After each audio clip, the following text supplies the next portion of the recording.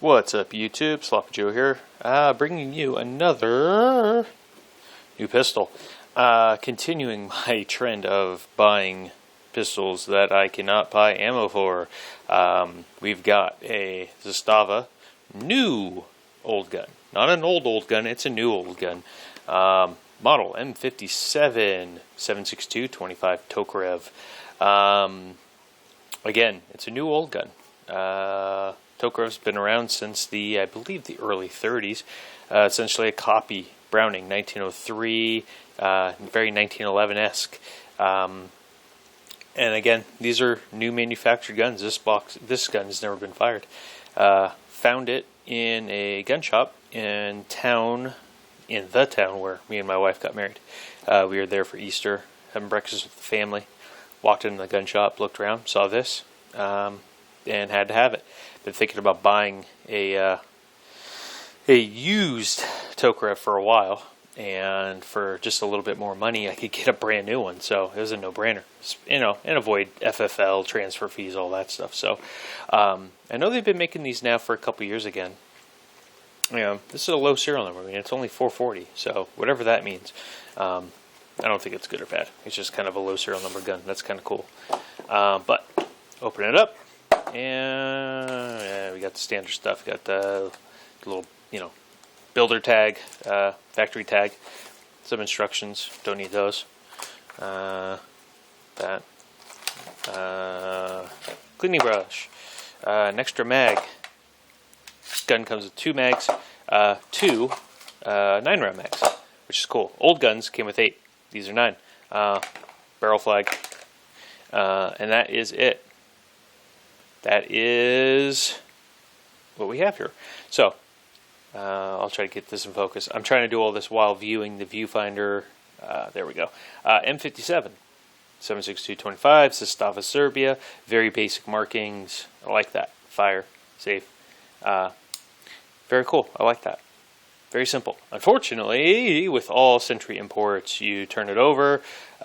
You got your serial number. That's fine. You move up here. CAI, Century Arms. Okay, that's cool. And then the dreaded read owner's manual before use. I wish it would stop doing that. I think we all get how these things work. You don't need to engrave it on the frame. So anyway, old design, copy 1903 Browning, very 1911-esque. It's very thin. It's very, it looks, from the top looking down, it looks very much like a 1911, just much thinner. It feels thinner. The bullet itself is thinner. So these single stack magazines are very thin compared to a 1911. If I had one of my Kimbers here, I would compare it, but I don't. So just take my word for it. Again, 9-round mags, that's cool. So you can 1 in the pipe, 10 rounds. It's respectable, especially for the round. 7.62-25. It's a fast-moving round. Depending who loaded it, it could be a 1,600 foot per second round. I've seen a few videos where guys shoot them at body armor, and it will penetrate, which is cool, scary at the same time. But for an old gun, an old design, that's a heck of a round. It's got to be something to it, because I cannot buy any ammo. I can't get any. So, if anyone watching this knows where I can pick up some Tokarev ammo, feel free to comment, send me a message, because I desperately need some so I can shoot this thing. I've had it for a couple weeks. Let's see, Easter. Today's the 13th. So, yeah, I've had this for a couple weeks now. And I've been able to admire it and hold it and caress it, but I cannot shoot it. It's never been shot. It is a virgin gun, desperately wanting, it wants to go out on its prom night and lose its virginity, and it can't do it. So, anyways, let's go through it real quick. The only thing about it that I find funky is what I think a lot of people find funky is this grip, right back in here. It looks awkward, kind of is. There are aftermarket grips that I have seen, wood wraparounds, and they fill this hand area right in here. So when you're holding it, it fills up this area of your palm real nice. At least the pictures do. I'm going to buy some, try them out. I've also seen guys put slip-on rubber hoe grips on here. I might try that too, just in the short term. you know, for a $270 gun, I don't want to get too crazy throwing, you know, $100 grips at it if I don't have to. But, I mean, I will if it makes the gun a better shooter or makes me more comfortable with it, ultimately making it a better gun. You know, so, but very basic, military style sights. Kind of hard to pick up, but let's see if I can do this. There we go. Not too bad. You know, they're like Makarovs. If you like Makarovs, you can shoot them like we do. It's not terrible. So, let's go through real quick. Your safety, on and off. Gun will not function without a magazine. So, slap the mag in, safety, does not fire, and boom. Trigger. Trigger is very crisp. I'm actually shocked at how good the trigger is. It's probably a 5.5, 6 pound pull, but it's very predictable. Very little take up. That's the take up and snap.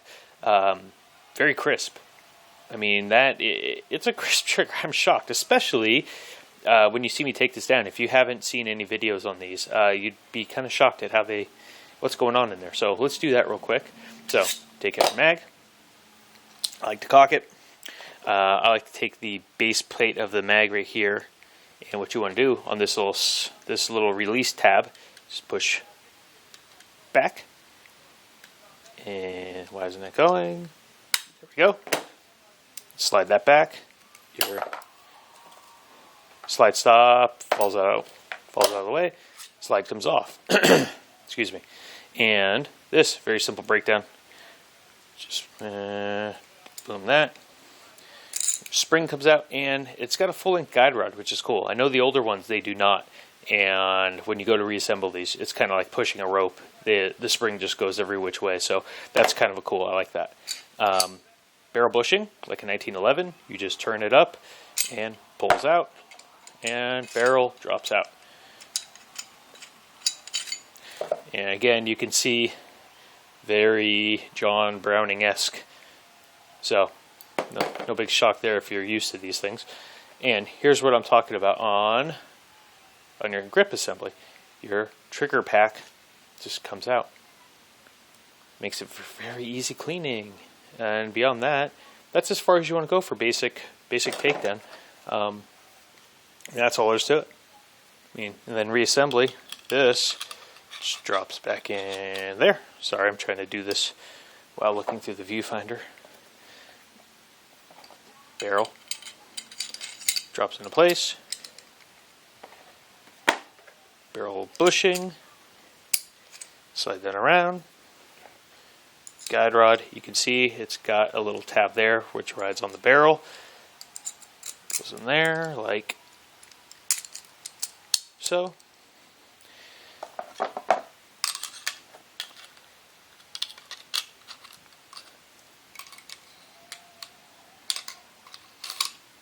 Goes in like that.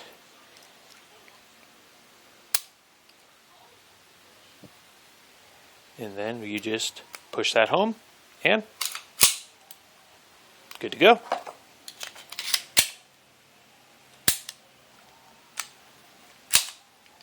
So that's it. Very basic, very easy, very straightforward, but robust. I mean, it's got some good weight to it. It's got a good feel to it. You know, once I get some ammo and stuff like that and shoot it, you know, I might make this my full-size carry gun, just so I'm not lugging around big 1911s. This is a little lighter, but it's still heavy. I mean, it's a full-size gun. You know, it's probably on the same size and weight as a high power. But the ammo is, for what it shoots, you know, I think that's the big draw to it. You know, it's a small caliber, but high velocity round. Very cool. You know, I'd say it's the old version of the FN 5728. You know, small, high moving. You know, it's cool stuff for the day, and it's cool stuff now. I mean, if you get to find the ammo. So, I'm going to be doing a review on this again after I've shot it. I'll post up a part 2 once we've gone through it. But, again, hey, for $270, can't wait to shoot it. So, when we do that, we will update and go from there. Thanks, guys. Talk to you later. Sloppy Joe, out.